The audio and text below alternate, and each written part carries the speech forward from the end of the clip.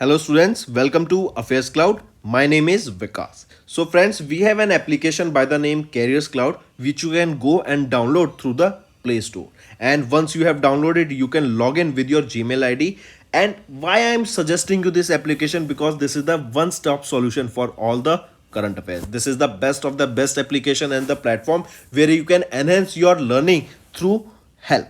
Here you will be provided with multiple courses. Here you will be provided with multiple options of quizzes, and even you will be provided current affairs on daily basis. PDFs and quizzes will be provided to you on daily basis, both in Hindi as well as English. Here you will be provided current affairs with weekly basis and monthly basis also. Here remember, once you have done watching our video, then you can log in through this application, take out the PDF, read that PDF and go through the quizzes. That will enhance your preparation. Same you have to do for weekly and same you have to do for the monthly also. In monthly you will be provided with the top 100 important questions PDF and video also, that will enhance your learning, and it will be a very beneficial and important video for the revision perspective. And not just this friends, apart from this we also provide you banking and economic questions. We provide you state current affairs such as of Uttarakhand, UP, Tripura, Telangana, and many more. Not just this, apart from this, we also provide you topic wise current affairs, and the topics that we are providing you are really important. These topics are such as national affairs, international affairs, important days, sports, defense, science and technology, apps and web portals, obituary. These are the important topics that are being asked in various exams across India. So these are the topics that are must and should be covered and will be beneficial for the preparation of the students. Hello everyone, तो आज की video में 13 फरवरी के important current affairs discuss करेंगे. काफ़ी helpful रहेगा, and तक बने रहिएगा. चलिए स्टार्ट करें. सबसे पहले हम बात कर रहे हैं क्वालिटी कंट्रोल इंडिया ने अभी रिसेंटली किस ऑर्गेनाइजेशन के साथ मिलकर डिजिटल रेडिस सर्टिफिकेशन को लॉन्च किया. DRC पोर्टल को यहाँ पे अभी लॉन्च किया गया है, डिजिटल सर्टिफिकेशन रेडी. ये एक सेल्फ असेसमेंट पोर्टल रहेगा. सेल्फ असेसमेंट पोर्टल का मतलब क्या रहेगा कि बेसिकली आप यहाँ पे जाके, पोर्टल है तो वेबसाइट है, तो आप यहाँ पे जाके अपनी असेसमेंट कर सकते हैं, जिसके बेसिस पे आपको पता लगेगा कि आप किन स्किल्स आपके पास अच्छी हैं, किस फील्ड में आप अपना जाके जॉब अपॉर्चुनिटीज़ को सर्च कर सकते हैं. राइट. तो QCI ने अभी किसके साथ MOU साइन किया है? ONDC के साथ यहाँ पर एक अभी टाई अप करा है इन्होंने. करेक्ट. तो राइट ऑप्शन बन जाता है ONDC, open network for digital commerce. तो याद रखेंगे, quality control of India QCI, इन्होंने ONDC के साथ मिलकर अभी लॉन्च किया DRC पोर्टल, जो कि बेसिकली क्या है, MSMEs को ग्रो करने का काम करेगा. कैसे कि बेसिकली ये एक सेल्फ असेसमेंट पोर्टल है इंडिविजुअल्स के लिए भी, कि आप यहाँ पे जॉब अपॉर्चुनिटीज़ अप्लाई कर सकते हैं, एंड जो MSMEs हैं वो भी यहाँ पे अपना सेल्फ असेसमेंट ले सकते हैं, कि उनको पता लगेगा कि कैसे उनके बिजनेसेस का क्या हाल है, कैसे वो ग्रो कर रहे हैं, कितनी रफ्तार से ग्रो कर रहे हैं, किस सेगमेंट में, क्या वो मार्केटिंग में पीछे हैं, क्या उनको सेल्स में और ज़्यादा काम करना पड़ेगा, मार्केटिंग में काम करना पड़ेगा, प्रोडक्ट पे काम करना पड़ेगा. राइट. तो उसका यहाँ पे इसको इन्फॉर्मेशन दी जाएगी. QCI की अगर मैं बात करूँ, चेयरमैन कौन रहेंगे? जैक्सी शॉ, हेडक्वार्टर न्यू दिल्ली में, एंड इसको 1997 में इस्टेब्लिश किया गया था. ठीक है. नेक्स्ट पर आते हैं, किस मिनिस्टर ने लॉन्च किया APAAR in remote villages across India. तो देखो, सबसे पहले अपार को समझो, ये है क्या. अपार है आपका automated permanent academic account registry. जैसे आपका क्या होगा कि आपके जो भी मार्क्स आएंगे, जो भी आपके क्रेडिट्स आएंगे, क्रेडिट्स को बोल देते हैं मार्क्स, स्टूडेंट्स के जो भी क्रेडिट्स या मार्क्स आएंगे ना, वो ऑटोमेटिकली यहाँ पर अपार में आपके ऑनलाइन रजिस्टर हो जाएंगे. आपको एक ABC ID प्रोवाइड की जाएगी, एंड इस ABC ID पर आपके सारा डाटा रजिस्टर होता रहेगा. राइट. जैसे ही स्टूडेंट कॉलेज में उसको जाएगा, कॉलेज में जाने से पहले उनको ये ABC ID की रिक्वायरमेंट होगी, एंड इसी ID की बेसिस पे उनका कॉलेज में एडमिशन होगा, एंड फिर जो भी क्रेडिट्स आएंगे, जो भी मार्क्स आएंगे, वो इस ABC ID पे रजिस्टर होते रहेंगे. करेक्ट. एंड फ्यूचर में जब भी आपको मार्क्स की ज़रूरत होगी, जब भी किसी इंस्टीट्यूशन को आपके रजिस्ट्री मार्क्स की ज़रूरत होगी, या फिर आपकी रिपोर्ट कार्ड देखना चाहते हैं, आपका एनालिसिस देखना चाहते हैं, तो यहाँ से वो डायरेक्टली अवेलेबल हो सकेगा. तो अब पूछा जा रहा है, ये अपार को लॉन्च किसके द्वारा किया गया था? तो मिनिस्ट्री ऑफ एजुकेशन के द्वारा अपार को लॉन्च किया गया. अपार है क्या, automated permanent academic account registry, right. इसको लॉन्च किया गया through CSEs common service centres in remote villages of India. And अपार्को new education policy, national education policy 2020 के अंडर लॉन्च किया गया और इसका एम रहेगा one nation one student ID। ठीक है, चलिए फिर एक चीज और याद रखेंगे, ABC हमने देखा, ABC ID प्रोवाइड की जाएगी। ABC है क्या? Academic bank of credit, right. ये एक डिजिटल रिपोजिटरी है या फिर हम कह सकते हैं डिजिटल स्टोरेज है, जहां पर स्टूडेंट्स के मार्क्स को या फिर स्टूडेंट्स के जो क्रेडिट्स हैं उनको यहां पे रजिस्टर किया जाएगा। नेक्स्ट आ जाता है वर्ल्ड डिफेंस शो 2024। कहां पर हुआ? तो सऊदी अरेबिया में अभी हमें देखने को मिला। ये वर्ल्ड डिफेंस शो रियाद में हुआ था and Riyadh international convention and exhibition centre में हमें ये देखने को मिला था। कब से कब? 4 से लेके 8 फरवरी के बीच में, करेक्ट। ये जो वर्ल्ड डिफेंस शो है इसका सेकेंड एडिशन था एंड इसको ऑर्गेनाइज कराया गया था general authority for military industries, जो कि रेगुलेटर हैं, एनेबलर हैं, लाइसेंसर हैं for the military industry in Saudi Arabia. इसकी थीम याद रखेंगे, इंपॉर्टेंट रहेगी थीम, क्या है? Equipped for tomorrow. ये आपकी थीम रहेगी वर्ल्ड डिफेंस शो के सेकेंड एडिशन की, जो कि रियाद में हुआ, Riyadh Saudi Arabia, and Riyadh capital है सऊदी अरेबिया की। नेक्स्ट आ जाते हैं बैंकिंग एंड फाइनेंस पर। तो अभी recently Punjab and Sind bank ने टाई अप किया WDRA के साथ, ताकि MOU साइन किया जा सके for low interest rate to farmers. देखो PSB क्या है? Punjab and Sind bank.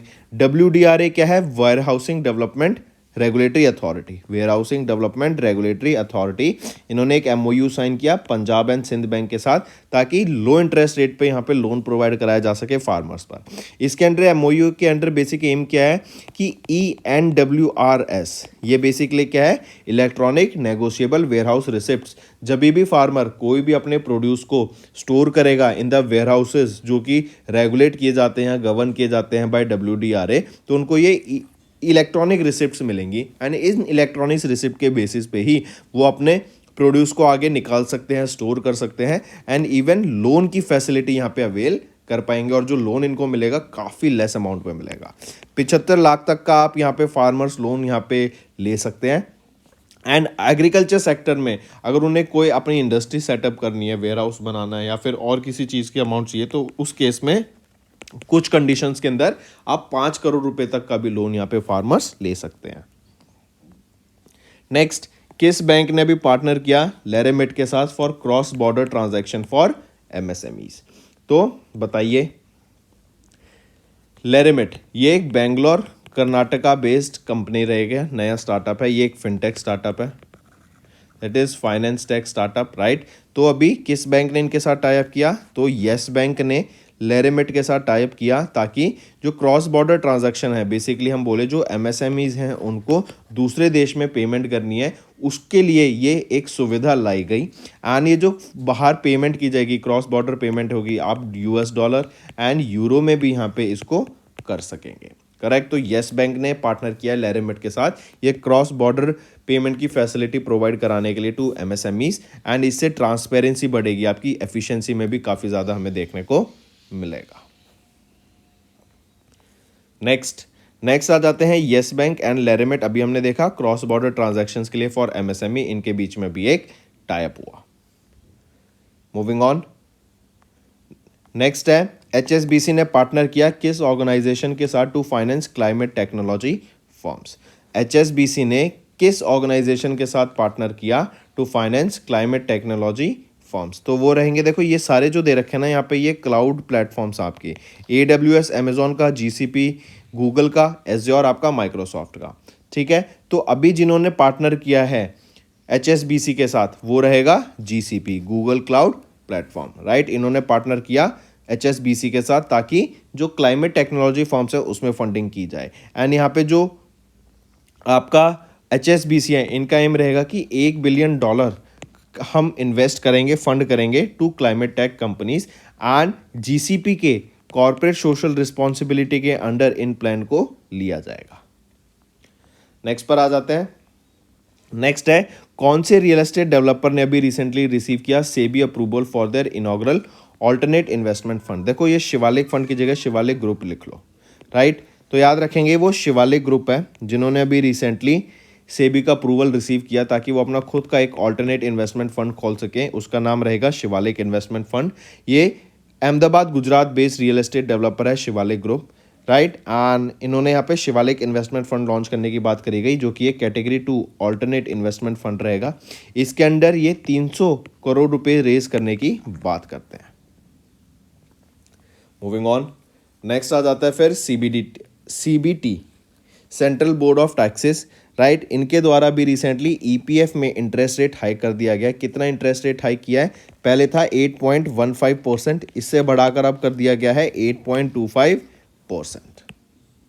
And ये जो आपकी सीबीटी की 235th मीटिंग हुई थी, इसके दौरान ये डिसीजन लिया गया। नेक्स्ट आ जाता है फिर अपॉइंटमेंट्स एंड रेजिग्नेशन। अभी recently former prime minister of Finland Alexander Stubb, आप इनको पिक्चर में देख सकते हैं, ये फॉर्मर प्राइम मिनिस्टर हैं फिनलैंड के। इनको भी रिसेंटली अपॉइंट किया गया है as the 13th president of Finland. ये 13वें प्रेसिडेंट बन गए हैं फिनलैंड के। नेक्स्ट पे आते हैं। नेक्स्ट है फिर आपका obituary, Padmashri awardee and renowned writer Usha Kiran Khan, इनका रिसेंटली निधन हो गया। आप इनको पिक्चर में देख सकते हैं। 1945 में इनका जन्म हुआ था दरभंगा डिस्ट्रिक्ट ऑफ बिहार में। एंड इनको पद्माश्री से सम्मानित किया गया था in the field of literature and education, कब? 2015 में। नेक्स्ट पे आ जाते हैं फिर बुक्स एंड ऑथर्स। तो अभी रिसेंटली हमने पढ़ा था कल परसों की संजय जाजू ये सेक्रेटरी बने हैं एमआईबी के, और अभी इनके द्वारा 2 बुक्स रिलीज की गई।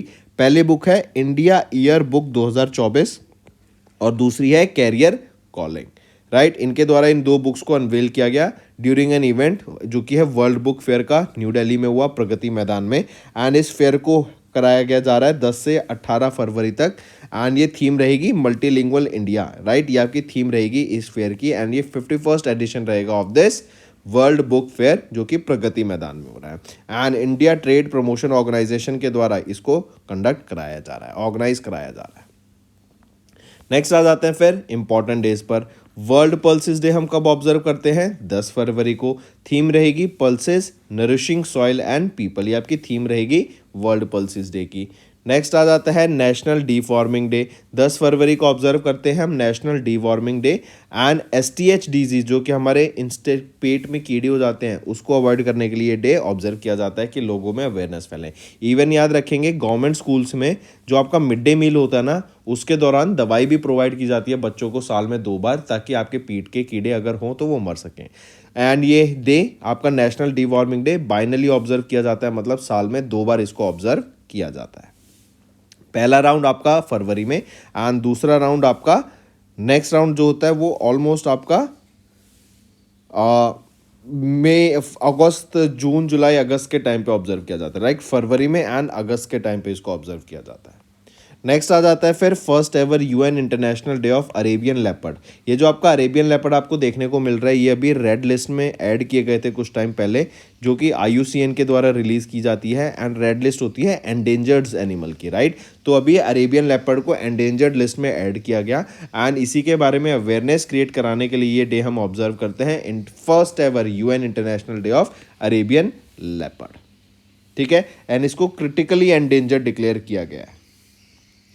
नेक्स्ट आ जाते हैं स्टेट न्यूज़ के ऊपर। तो अभी आंध्र प्रदेश के द्वारा भी इनका स्टेट बजट लॉन्च किया। 2.86 लाख करोड़ रुपए का ये आपका बजट रहेगा। एंड याद रखेंगे इनके फाइनेंस मिनिस्टर बुगाना राजेंद्रनाथ रेड्डी के द्वारा इस बजट को प्रेजेंट किया गया। तो दोस्तों ये थे हमारे आज के इंपॉर्टेंट करंट अफेयर्स। अब आ जाते हैं क्विक वन लाइनर रिवीजन पर। QCI एंड ONDC के द्वारा लॉन्च किया गया डिजी रेड्डी सर्टिफिकेशन पोर्टल, ताकि MSMEs को एंड स्मॉल रिटेल्स को यहाँ पे एम्पावर किया जा सके। देन मिनिस्ट्री ऑफ एजुकेशन ने लॉन्च किया APAAR in remote villages across India. World defence show कहाँ पर हुआ? रियाद में हुआ, सऊदी अरेबिया में। Then Punjab and Sind bank and WDRA के द्वारा MOU साइन हुआ ताकि फार्मर्स को लो इंटरेस्ट रेट प्रोवाइड किया जा सके। येस बैंक एंड लैरिमेट, ये लैरिमेट बेसिकली बेंगलोर कर्नाटका बेस्ड एक फिनटेक कंपनी है। तो येस बैंक एंड लैरिमेट के द्वारा पार्टनर किया गया ताकि MSMEs को क्रॉस बॉर्डर ट्रांजैक्शन की जा सके, even in US dollar and euro में भी यहाँ पे पेमेंट की जा सकेगी। देन HSBC ने पार्टनर किया गूगल क्लाउड प्लेटफॉर्म के साथ ताकि क्लाइमेट टेक्नोलॉजी फॉर्म्स में इन्वेस्ट किया जा सके, फाइनेंस किया जा सके। शिवालिक ग्रुप ने रिसीव किया SEBI approval for their inaugural alternative investment fund. CBT इन्होंने हाई किया EPF का rate to a 3-year high of 8.25% for fiscal year 24। Former prime minister Alexander Stubb को इलेक्ट किया गया as the 13th president of Finland. Next आ जाता है Padmashri awardee and renowned writer Usha Kiran Khan, इनका रिसेंटली निधन हो गया।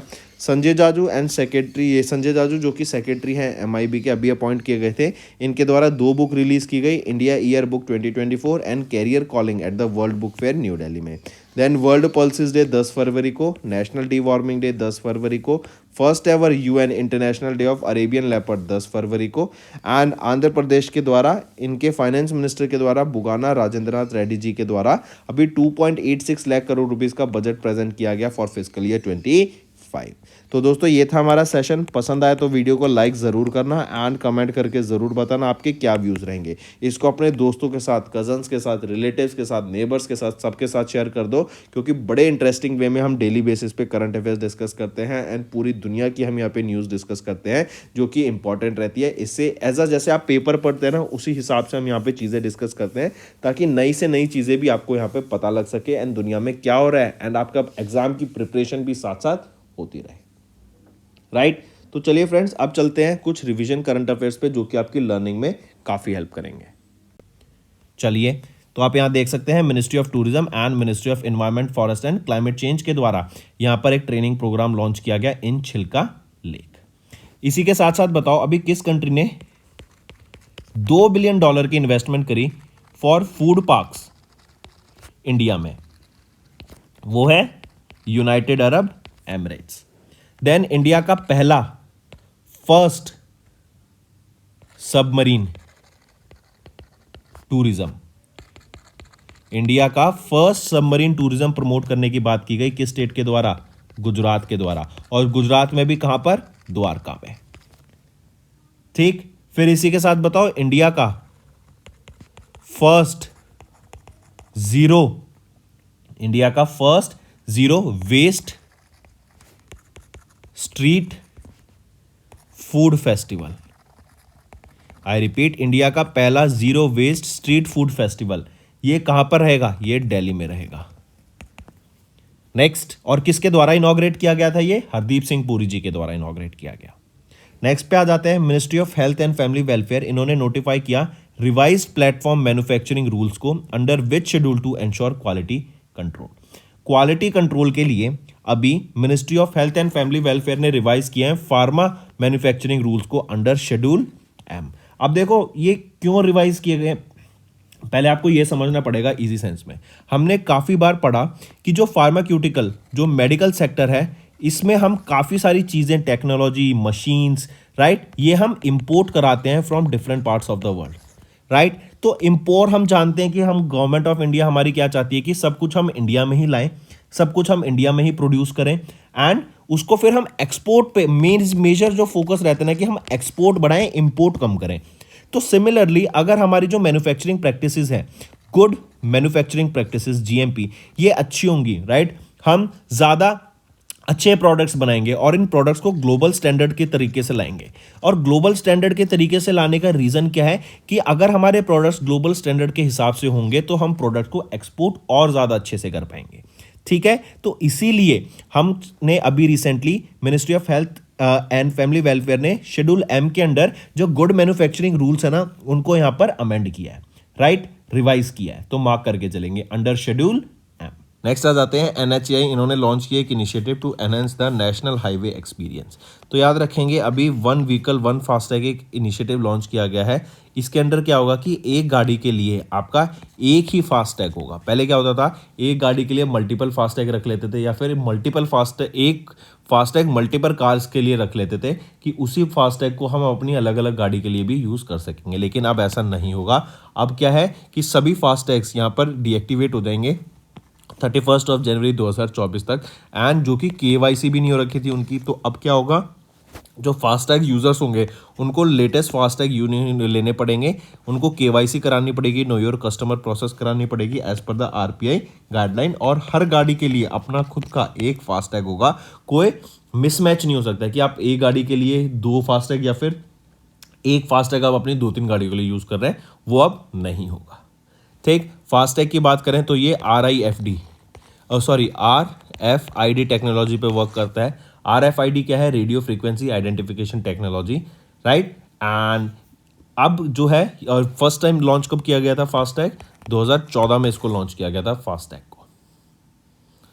चलिए नेक्स्ट पे आते हैं। इंडिया का first national highway steel slag rod has been unveiled on which highway? तो पहला स्टील स्लैग रॉड हाईवे पर NH66 हाईवे पर लॉन्च किया गया है। ये आपका मुंबई टू गोवा को कनेक्ट करता जो पैच है उस पर लॉन्च किया गया है। 1 किलोमीटर लंबा ये आपका पैच रहेगा, राइट। मार्क करके चलेंगे इसको, जहां पर ये आपका स्टील स्लैग रॉड लॉन्च किया गया है। और ये 4 लेन हाईवे है, अबाउट 1 किलोमीटर से पाथ पर इसको NH66 पर लॉन्च किया गया है, राइट। मार्क करके चलेंगे। मूविंग ऑन, नेक्स्ट आ जाते हैं फिर। इंडिया ने साइन किया एक agreement for lithium exploration and mining project in which country? Lithium हम जानते हैं लिथियम आयन बैटरीज बनाने के काम आता है। ये आपकी इलेक्ट्रिक व्हीकल्स या फिर जो भी इलेक्ट्रिक से चार्ज होने वाली जो भी हम टेक्नोलॉजी देखते हैं उसमें यूज़ होगा आने वाले टाइम में काफ़ी। और इंडिया में भी जम्मू एंड कश्मीर में इसके रिजर्व भी फाउंड हुए थे। तो इंडिया ने एक अग्रीमेंट साइन किया लिथियम एक्सप्लोरेशन का and mining project in which country, और ये गवर्नमेंट ऑफ इंडिया का पहला सच प्रोजेक्ट रहेगा। किस कंट्री के साथ ये साइन किया? और ये 200 करोड़ रुपए का ये प्रोजेक्ट रहेगा। तो ये रहेगा अर्जेंटीना के साथ, राइट। अर्जेंटीना में यहाँ पर लिथियम माइनिंग के लिए, लिथियम एक्सप्लोरेशन के लिए इंडिया ने एक प्रोजेक्ट अग्रीमेंट साइन किया। 200 करोड़ रुपए का ये अग्रीमेंट रहेगा। और काबिल, राइट, ये एक कंपनी है जो कि एक्सप्लोरेशन यहाँ पे स्टार्ट करेगी इन अर्जेंटीना। काबिल की बात करें तो चेयरमैन कौन रहेंगे यहाँ पे? श्रीधर पात्रा। और हेडक्वार्टर कहाँ पर है काबिल का? न्यू दिल्ली में। किस इंडियन नेवल शिप ने which Indian naval ships were decommissioned in Andaman and Nicobar island? तो 3 इंडियन नेवल शिप्स को यहाँ पे डीकमीशन किया गया था। INS चीता, INS गुलदार एंड INS खुम्बीर। ये वो 3 इंडियन नेवल शिप हैं जिनको अभी रिसेंटली डीकमीशन किया गया, राइट। इनके 40 साल हो गए थे सर्विस के, और इनको डेवलप किया गया था इन पोलैंड।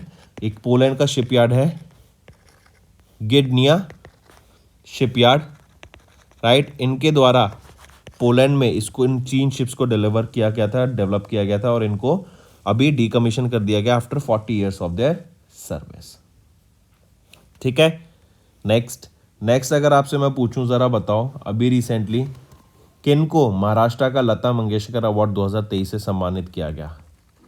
सुरेश वाडकर को, राइट। सुरेश वाडकर को यहाँ पे महाराष्ट्र के लता मंगेशकर अवार्ड से सम्मानित किया गया, राइट। मिस यूनिवर्स 2023 के टाइटल से किनको सम्मानित किया गया? शेनिस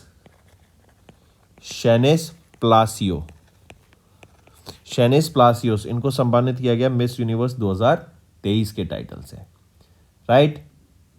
देन नेक्स्ट क्वेश्चन पूछा जा सकता है, किनको सम्मानित किया गया ऑर्डर ऑफ ब्रिटिश कोलंबिया के अवार्ड से? ऑर्डर ऑफ ब्रिटिश कोलंबिया से किनको सम्मानित किया गया? तो रियान रेनॉल्ड्स को यहाँ पे सम्मानित किया गया। एक्टर हैं ये, ऑर्डर ऑफ ब्रिटिश कोलंबिया से, राइट। डेडपूल का कैरेक्टर इन्होंने ही प्ले किया है। Next, according to NITI Aayog how many people moved out of multi dimensional poverty in the last 9 years? पिछले 9 साल की अगर बात करें तो कितने लोग मल्टी डायमेंशनल पॉवर्टी से बाहर आ गए हैं? आपसे ये क्वेश्चन पूछा जा रहा है, राइट। इसी में ध्यान रखेंगे, अगर आपसे मैं पूछूं सबसे पहले कि ये मल्टी डायमेंशनल पॉवर्टी इंडेक्स किसके द्वारा रिलीज किया गया? नीति आयोग के द्वारा, राइट। 2013-14 से लेके 2022-23 तक की अगर मैं बात करूं, इन 9 साल में जो लोग पॉवर्टी से बाहर आए हैं वो कितने लोग रहेंगे? 24.8 करोड़ लोग ऐसे हैं जो पॉवर्टी से बाहर आए हैं in the last 9 years, right. और यहाँ पर अगर हम देखें सबसे ज़्यादा लोग जो बाहर आए हैं पॉवर्टी से फॉर यूपी से रहेंगे। 5.94 करोड़ लोग यहाँ पे यूपी में पॉवर्टी से बाहर आए हैं। नीति आयोग की बात करें, who is set to become the prime minister of Bhutan for the second time? Tshering टॉगबे। आप इनको यहाँ पिक्चर में देख सकते हैं, शेरिंग टॉगबे। ये सेकंड टर्म के अभी यहाँ पे प्राइम मिनिस्टर बनेंगे भूटान के। इससे पहले याद रखेंगे 2013 से लेके 2018 तक ये प्राइम मिनिस्टर थे फर्स्ट टाइम। फिर 2018 से 2023 तक कौन थे यहाँ पर, वो थे लॉटे शेरिंग यहाँ के प्राइम मिनिस्टर, और अब ये लॉटे शेरिंग को रिप्लेस करेंगे to be the new prime minister of Bhutan. कब से कब तक, 2023 से लेके 2028 तक, राइट। ये यहाँ पे प्राइम मिनिस्टर रहेंगे for the third term, mark करके चलेंगे। एंड इन्होंने अभी 47 में से 30 वोट्स यहाँ पे जीत ली to be the new prime minister. फिर भूटान की बात करें तो याद रखेंगे भूटान 2008 के बाद इन्होंने एब्सोल्यूट मोनार्की से ये कॉन्स्टिट्यूशनल मोनार्की पे आ गए हैं। 2008 के बाद 4 बार यहाँ पर ये इलेक्शन करा चुके हैं अभी तक। भूटान की कैपिटल की बात करें तो थिम्पू रहेगी, थिम्पू कैपिटल रहेगी भूटान की। Moving on, Nitish Kumar sworn in as the Bihar chief minister for which time. तो नीतीश कुमार ये जेडीयू पार्टी से बिलोंग करते हैं, जनता दल यूनाइटेड के प्रेसिडेंट हैं ये नीतीश कुमार। एंड ये इन्होंने ओथ ली as the chief minister of Bihar for the 9th time. 9वीं बार ये बिहार के यहाँ पे चीफ मिनिस्टर अपॉइंट किए गए हैं, करेक्ट। इन्होंने बीजेपी के साथ अभी एक अलायंस बनाया, बीजेपी एनडीए अलायंस, करेक्ट। और इन्होंने नई गवर्नमेंट अभी फॉर्म की है बिहार में। एंड ये 9th चीफ मिनिस्टर बन गए हैं 9th टाइम, मतलब ये चीफ मिनिस्टर बन गए हैं of Bihar for the 9th time. 9th chief minister नहीं बने हैं बिहार के, लेकिन he became the chief minister of Bihar for the 9th। Next आता है, how many Padma awards were recently presented in 2024। Important है, 132 पद्मा अवार्ड से यहाँ पे अभी सम्मानित किया गया। द्रौपदी मुर्मू मैम के द्वारा इन अवार्ड्स को प्रेजेंट किया गया था, राइट। इन 132 में से हमने देखा था 6 फॉरेन इंडिविजुअल्स थे, जिसमें से 4 फ्रांस के थे, 1 ताइवान और 1 इंडिविजुअल था जो कि पेपुआ न्यू गिनिया से हैं, ठीक। फिर यहीं पे याद रखेंगे तो यहाँ पे चीफ गेस्ट कौन थे जहाँ जब ये प्रेजेंट किया गया रिपब्लिक डे पे, तो इमैनुअल मैक्रोन प्रेसिडेंट थे। अगर इसमें भी पद्मा अवार्ड्स की बात करें तो आप देखेंगे पद्मा विभूषण, पद्मा भूषण एंड पद्मा श्री। पद्मा विभूषण की बात करें तो 5 पद्मा विभूषण से सम्मानित किया गया 5 इंडिविजुअल्स को, 17 पद्मा भूषण से एंड 110 पद्मा श्री से। इसमें से अगर याद रखेंगे नो पोस्ट ह्यूमसली यहाँ पे अवार्ड दिए गए।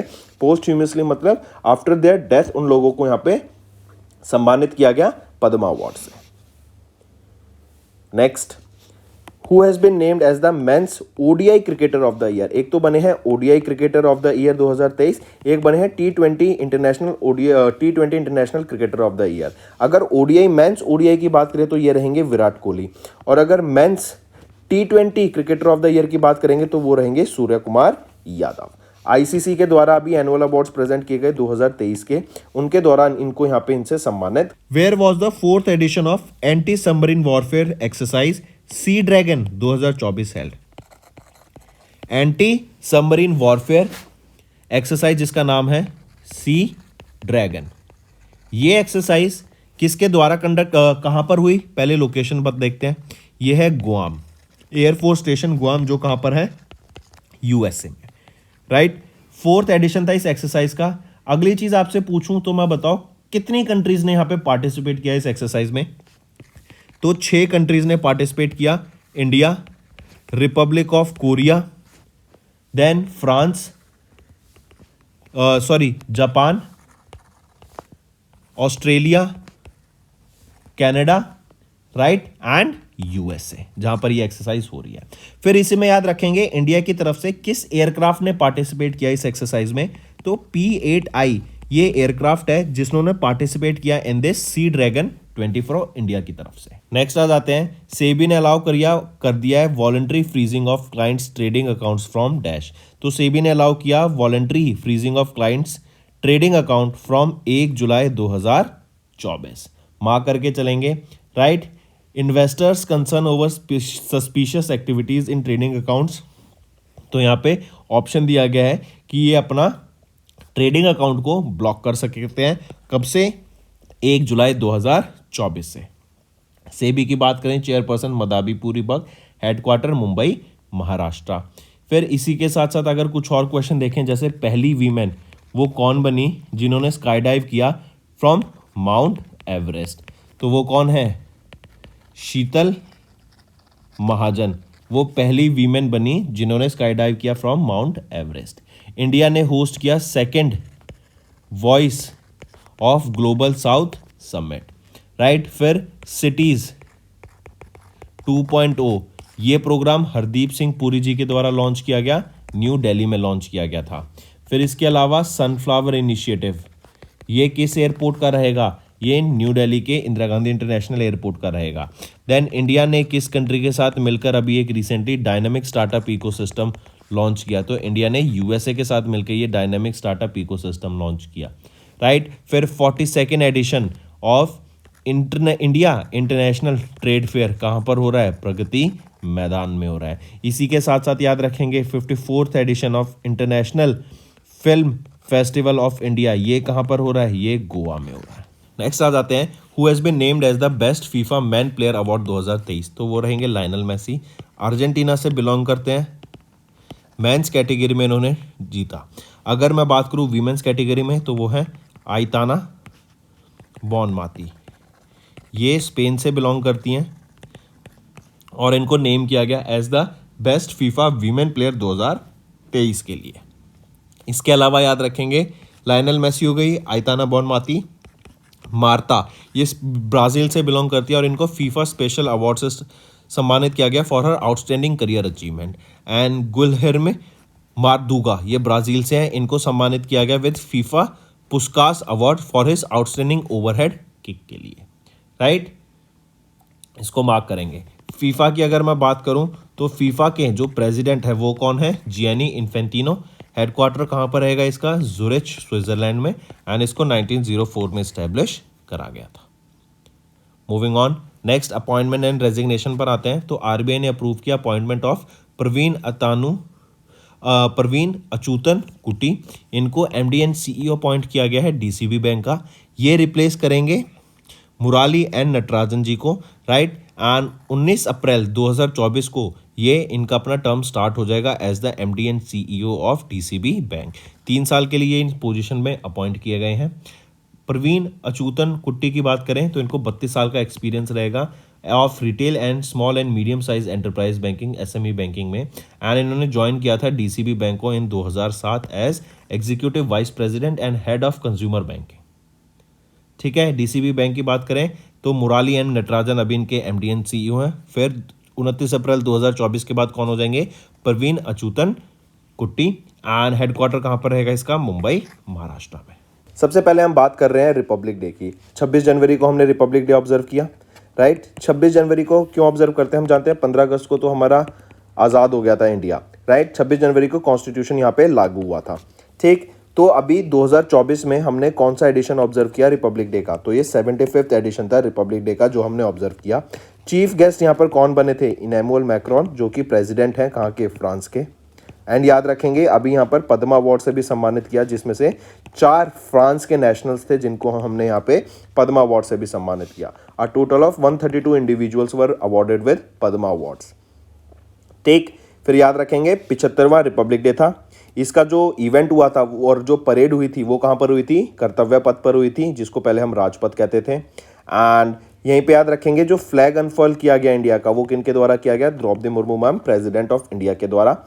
इसी के दौरान यहाँ पे आपको थीम याद रखनी है। थीम क्या रहेगी रिपब्लिक डे की? विकसित भारत। विकसित भारत मतलब डेवलप्ड इंडिया, ठीक है। फिर इसी के साथ साथ एक दो चीज़ और याद रखेंगे, जैसे फॉर एग्जाम्पल यहाँ पर राजनाथ सिंह के द्वारा एक 75 रुपीज़ का silver commemorative coin as well as एक 75 रुपीज़ का सिल्वर कॉइन यहाँ पे as a commemorative coin launch किया गया, और एक पोस्टेज स्टैम्प भी यहाँ पे लॉन्च की of the 75th Republic day, correct, इस सेलिब्रेशन को मार्क करने के लिए। नेक्स्ट आ जाते हैं ओईसीडी। ओईसीडी क्या है? एक organization for economic corporation and development, OECD. इनके द्वारा अभी इकोनॉमिक आउटलुक रिलीज किया गया फरवरी 2024 में, ठीक। एंड यहीं पे याद रखेंगे इन्होंने इंडिया की GDP growth rate for fiscal year 25 project की टू बी अराउंड 6.2%। यही अगर फिस्कल ईयर 26 की मैं बात करूं, इन्होंने प्रोजेक्ट किया इंडिया ग्रो करेगा बाय 6.5%। अगर इन्फ्लेशन की बात की जाए तो यहाँ पे फिस्कल ईयर 25 में इन्होंने इन्फ्लेशन जो प्रोजेक्ट की है वो है अराउंड 4.9% की, एंड फिस्कल ईयर 26 के लिए जो इन्होंने इन्फ्लेशन प्रोजेक्ट की है वो है 4.3% की इंडिया में। तो यहाँ पे राइट ऑप्शन आ जाता है, इन्होंने ओईसीडी के हिसाब से इंडिया 6.2% से ग्रो करेगा इन फिस्कल ईयर 25। नेक्स्ट नेक्स्ट आ जाते हैं, who one the wild life photographer of the year 59 people's choice award. तो नीमा शरीखानी, इनके द्वारा यहाँ पर wild life photographer of the year 59 people's choice award को जीत लिया गया है, करेक्ट। एंड इनको ये अवार्ड किनके द्वारा दिया गया, नेचुरल हिस्ट्री म्यूजियम जो कि यूके में है, करेक्ट, लंदन यूके में। फिर इनकी जो फोटोग्राफ है उसका नाम क्या रहेगा, sleepy polar bear, correct. Sleepy polar bear के लिए इनको यहाँ पे photographer of the year 59 people's choice award for the year 2023 से सम्मानित किया गया। आप यहाँ पे देख सकते हैं ये वो फोटोग्राफ है एंड स्लीपी पोलर बियर इसका नाम दिया गया। Nima Sarikhani of the UK, इनको यहाँ पे wildlife photographer of the year 59 people's choice award से सम्मानित किया गया by natural history museum. And Nima Sarikhani won this award for his photo of a polar bear sleeping peacefully on a small iceberg. ठीक है, natural history museum के द्वारा इसको officially 1965 में इस अवार्ड को स्टार्ट किया गया था। चलिए next, who has been appointed as the new secretary of the ministry of health and family welfare. Ministry of health and family welfare के नए सेक्रेटरी कौन अपॉइंट किए गए हैं, वो हैं अपूर्वा चंद्रा, करेक्ट, पहली चीज। दूसरा याद रखेंगे, संजय जाजू, इनको अपॉइंट किया गया सेक्रेटरी ऑफ MIB। ठीक है, ये किन को रिप्लेस करेंगे, संजय जाजू ये रिप्लेस करेंगे अपूर्वा चंद्रा को, जो कि अब नए सेक्रेटरी बन गए हैं of ministry of health and family welfare के, करेक्ट। तो ये दो इंपॉर्टेंट अपॉइंटमेंट है, मार्क करके चलेंगे। आप यहां पे देख सकते हैं अपूर्वा चंद्र एंड संजय जाजू। नेक्स्ट आ जाते हैं, who became the youngest prime minister of Kazakhstan. Kazakhstan के यंगेस्ट प्राइम मिनिस्टर कौन बने, ओल्जेस बेकेंतो, ये यंगेस्ट प्राइम मिनिस्टर बने हैं कजाकिस्तान के। 46 ईयर्स इनकी एज रहेगी। यहां पे आप देख सकते हैं Olzhas Bektenov, youngest prime minister of Kazakhstan, 43 years के हैं, अमानत पार्टी से ये बिलोंग करते हैं। नेक्स्ट है, who has been appointed as the country director for India by Asian development bank. Asian development bank के द्वारा किनको अभी कंट्री डायरेक्टर यहां पे अपॉइंट किया गया है, कंट्री डायरेक्टर कौन बने हैं, मियो ओका। मियो ओका यहां पे कंट्री डायरेक्टर बने हैं आपकी एशियन डेवलपमेंट बैंक के द्वारा, इनको अपॉइंट किया गया कंट्री डायरेक्टर फॉर इंडिया। किस ऑर्गेनाइजेशन ने इंट्रोड्यूस किया, $100 मिलियन का बॉन्ड। ये जो बॉन्ड है आपका प्लास्टिक पॉल्यूशन को रिड्यूस करने में जो पैसा एलोकेट किया जाएगा इस बॉन्ड से, वो प्लास्टिक पॉल्यूशन को रिड्यूस करने में काम आएगा, करेक्ट। और ये जो बॉन्ड का टर्म रहेगा 7 साल का रहेगा एंड यहाँ पे एश्योर्ड 1.7% का रिटर्न देने की बात की गई, करेक्ट। ये आपका 100% यहाँ पे प्रोटेक्टेड रहेगा। AAA रेटेड ये आपका बॉन्ड रहेगा bye S&P standards and Poor's के द्वारा। फिर इसी के साथ साथ याद रखेंगे, ये जो बॉन्ड है ना, 2 plastic waste collection and recycling projects already Ghana में एंड इंडोनेशिया में लॉन्च किए जाएंगे विद दिस बॉन्ड।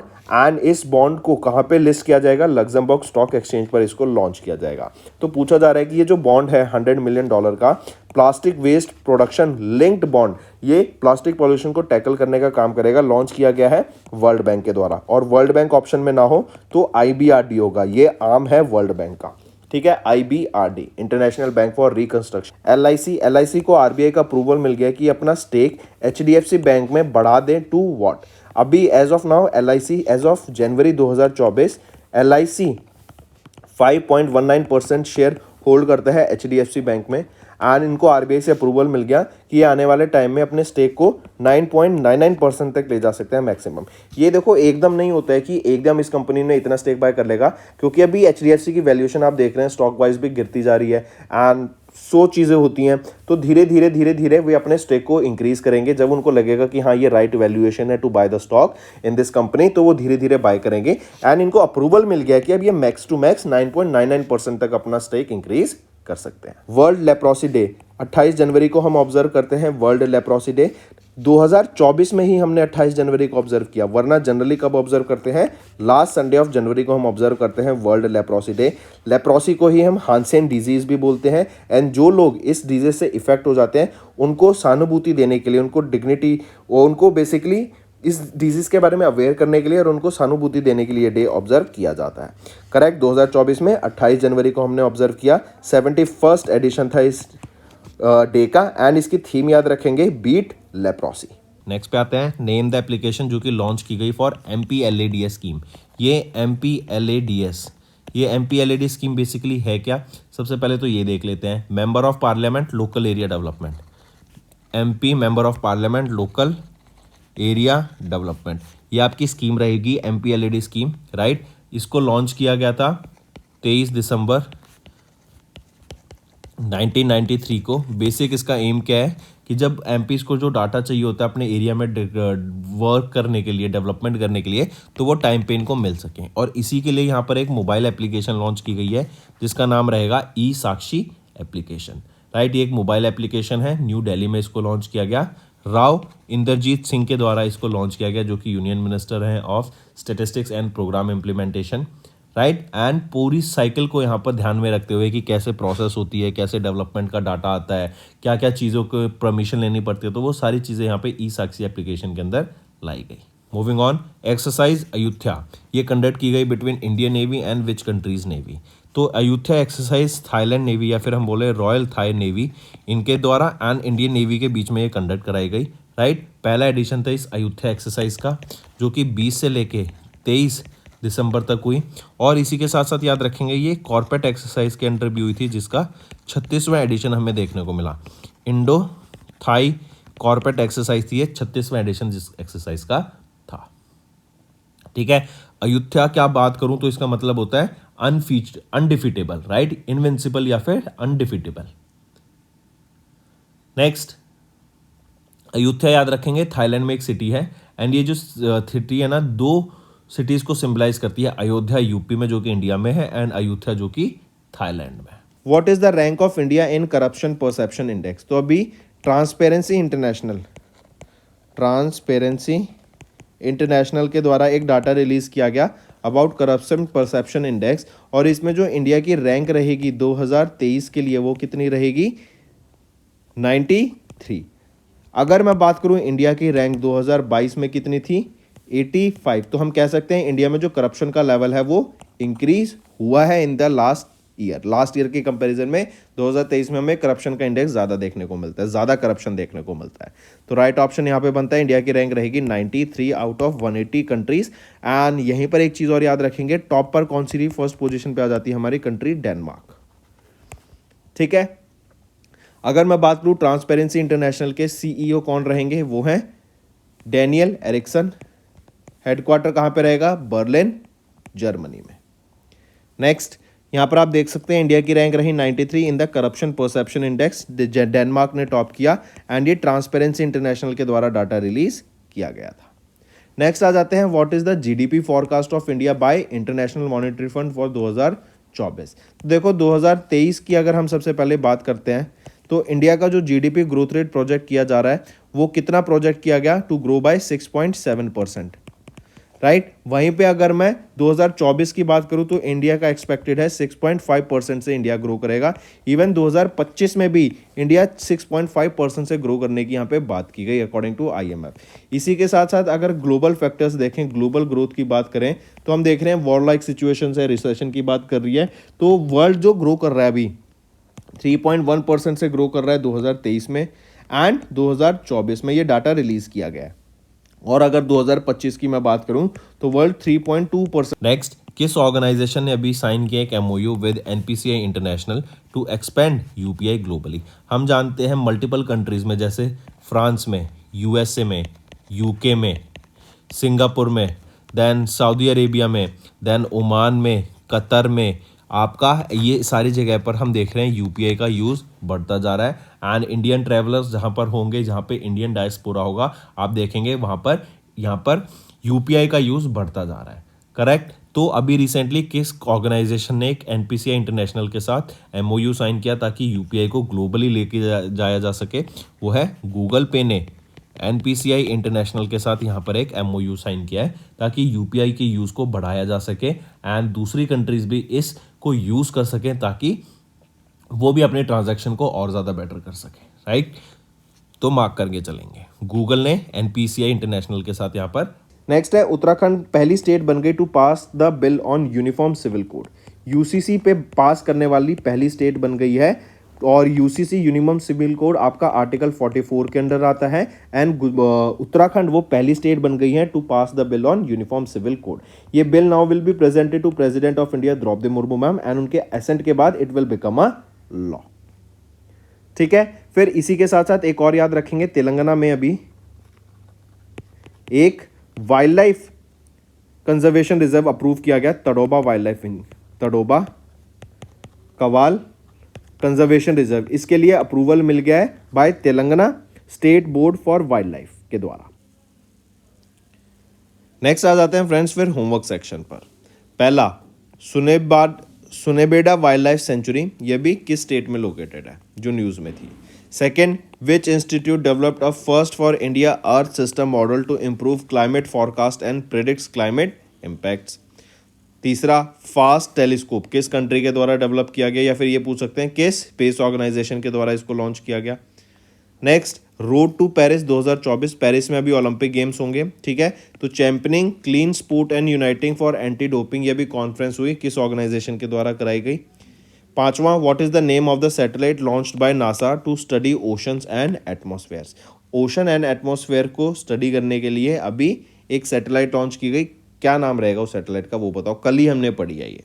तो दोस्तों ये थे हमारे 5 होमवर्क क्वेश्चन। सभी से बच्चों से जो ये वीडियो देख रहे हैं मैं एक्सपेक्ट करता हूँ कि ये नीचे कमेंट करेंगे इन 5 क्वेश्चंस का answer, right. So that's all for the day, friends. Thank you and have a nice day. That's all for the day, friends. I hope you enjoyed the session and you can follow us on the YouTube channel as well as apart from YouTube channel, you can go and follow us at Affairs Cloud Telegram channel. And if you have any queries related to the content or the of courses offered to you or the payment which you did on the application, you can contact us on the number provided, that is 7677333862.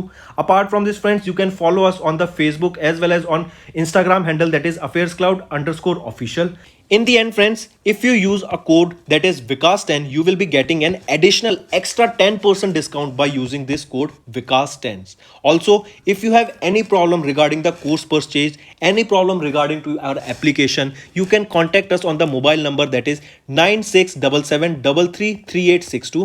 And if you want to mail us, you can also mail us on support@affairscloud.com, and I assure you that our representative from us will be contacting you soon and resolving your issue.